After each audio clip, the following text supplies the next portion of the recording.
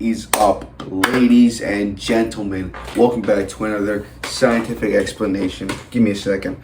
Today we're going to be going over my chest and biceps routine. Now, you might be wondering, why chest and biceps? Let me tell you something, son. Let me tell you something. When you get as experienced as I am, you start coming up with quirky ideas and you start, brainstorming the most optimal way to work out. As to why I do chest and biceps is a pretty simple explanation. So, if you think about it logically, your triceps are already being worked throughout every single pressing movement, regardless of what you do. And so, in my head, hitting triceps right after a chest workout isn't that efficient because you're overworking your tricep, which in some cases won't be as optimal for muscle building. And on top of that, that's too much elbow extension, and I don't want to put that much stress on my elbow joints. So, what other muscle group can you hit?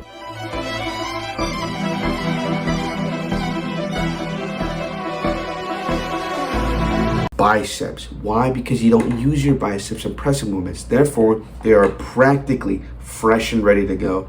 And you might be wondering, for those of you that are smart enough, yes, you're still using your elbow. However, that's elbow flexion, not extension.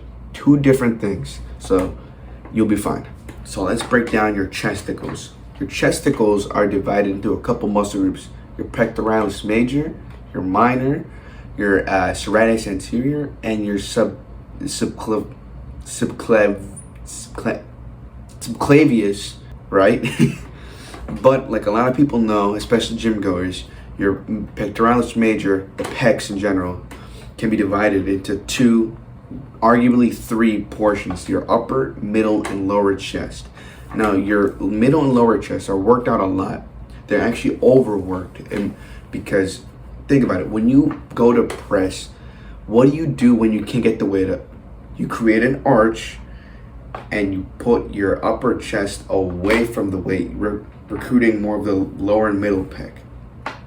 Now, a lot of people have a very unbalanced chest, so to say. And what I mean by that is that their upper pecs aren't as developed. They're lacking, so you get kind of like a little slant. I mean, look at Larry Wheels. He's got cleavage. Basically, this entire chest day is pretty much targeted towards the upper pec because I want to grow my upper pec. So to do so, we've got incline Smith machine press. I know, the Smith. Dude, you don't got to get a bounty hunter on me, all right? It's not that serious. Incline hammer strength press. Basically an incline chest press. And then we've got pec deck. That's our chest workout. Now it's only 3 exercises, but I like that Mike Mentzer idea where less is better. So even though it's only 3 exercises, I'm still going relatively hard on those exercises no matter what, while taking the last set of every single exercise to failure and the exercise before that to near failure. Because research shows that's pretty optimal. Now listen to the specifics here. Before we go over the incline Smith machine press, we're going to go over a simple, basic barbell bench. Now, the barbell bench is a great compound exercise, and a compound exercise is just one that requires multiple muscle groups to work together to, complete said exercise. So, for example, on a barbell bench, you've got your pecs, your triceps, your shoulders, and your back. They all work together to push that weight away from you, right? When it comes to an incline press, it's the same thing, but on a different angle, elevated pretty much to help bias that upper pec. Studies show that you could still get middle and lower pec activation throughout said exercise, but it's gonna be a lot more bias for your upper pecs, which is why I like doing them in general. However, when I do it on a Smith machine, due to the fact that it's a machine, it's a lot safer to go to failure to with a lower risk of injuries. Now, a bar press like that is really good for providing tension to your pecs throughout the entire range of motion. However, it has a limitation, and that limitation is the bar stopping at your chest / rib cage, depending on like how far up or far down you have the bar throughout the exercise. But due to that limitation is what leads into the next exercise, which is the machine press on an incline, to still target the upper chest, but get a far deeper stretch at the very bottom. Now, both of these exercises, due to the fact that they're machines, provide far greater stability than your regular free weight exercise. And since they have more stability and are safer, it's a lot better to progressively overload on and go heavier as the weeks go by. Now, if your gym doesn't have any of these machines, you can obviously substitute it for the free weight alternatives, which would be an incline dumbbell bench and an incline barbell bench. All right, so our next and final chest exercise is the pec deck. A lot of people love the pec deck due to the fact that it could just induce the greatest pump ever at the very end of the workout, or some people use them at the very beginning of their chest workouts just as a good warm-up and to pre-exhaust the chest before going heavy or just, obliterating their chest. Now with the pec deck, due to it being seated, you're going to have a lot more support and stability throughout the entire range of motion. However, some people have noted that they get some pain or discomfort throughout the range of motion. I've found that having your elbows angled inwards and having like a neutral shoulder, it prevents any discomfort throughout the exercise. But if you really don't like the pec deck or still get those pains, you can substitute them for cable flies instead. With cables, you get a better range of motion compared to a machine, but to each their own preference. Let's get into the biceps, aka the biceps brachii, which is Latin for two muscles of the arm. I think pretty much the biceps is made up of the long head, the short head, the brachialis and brachioradialis. These muscle groups are anterior to the tricep.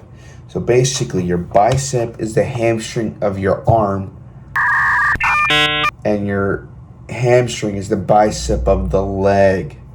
What I'm saying is they both do the same thing. Limb flexion, in this case your arm from the elbow joint. Stay with me now. This bicep day is focused on the long head of the bicep, because your short head is often overworked due to the type of exercises people do for their biceps. And it also depends on the angle of your hand of when you do your exercises. For example, tilting them inwards a little more is better for your long head, whereas tilting them outwards is better for the short head. As you can see from my biceps moving, like changing in size slightly. My biceps aren't that big, but if my biceps were bigger, you could notice it. And pretty much, it all comes down to peak versus width. Now, peak is the short head of the bicep, which can be seen when you flex them like this, whereas width can be seen if you flex them like this or when you're just standing straight. Width is what we're aiming at because we want to have nice, thicker biceps. All right, so pretty much this bicep workout only consists of 3 exercises following the same principle as before. Less is better. Now, we're doing some preacher curls, hammer curls, forearm curls. Now, with the preacher curls, they're obviously they're gonna be done in front of you with a proper machine, or if you don't have like a little setup or stand for this, you can always just use a bench and put your arm like over the seat. Now, with these preacher curls, I like having an actual machine or an actual stand for this, because I can use both arms and use a barbell. Now, when it comes to using the barbell, I like having my arms farther out, as it will target the long end of the bicep a lot more.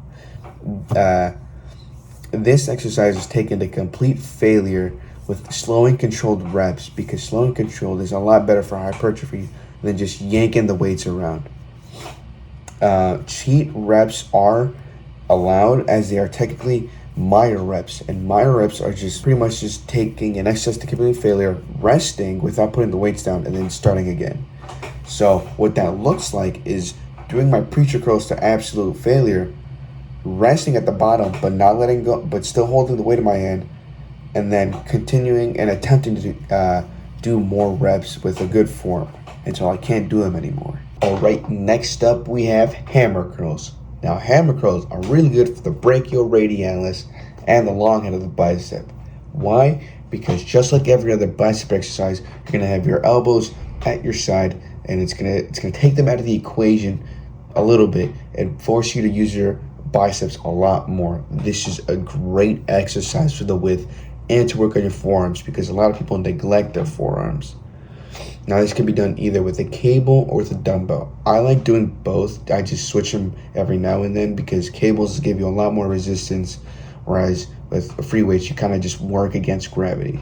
Now this exercise is also taken to failure and being done slow and controlled to really work that bicep. And then after that, we're gonna do some forearm curls. Now you can do them with either a dumbbell, a cable, or a barbell. I like doing them with a barbell just so I can knock them both out at once. But pretty much you're gonna be having a pronated grip with the bar, which is this, and you're just gonna be pulling them up and down like this.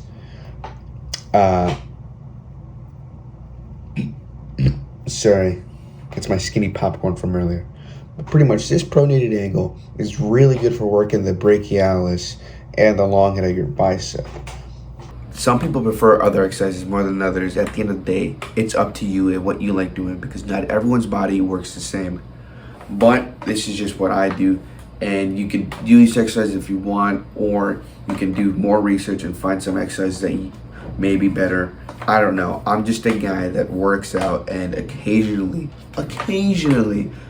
attempts to move some heavy weight. I hope you guys enjoyed. I hope you take away some knowledge. If not, that's okay. You can rewatch the video. If you don't, I don't know what to tell you, man. I'm just a guy on the internet. But anyways, remember, stay hydrated, have safe sets, blast anabolic steroids, but in a safe manner, because you do not want to destroy your natural test levels, even though it's very probable that it'll happen.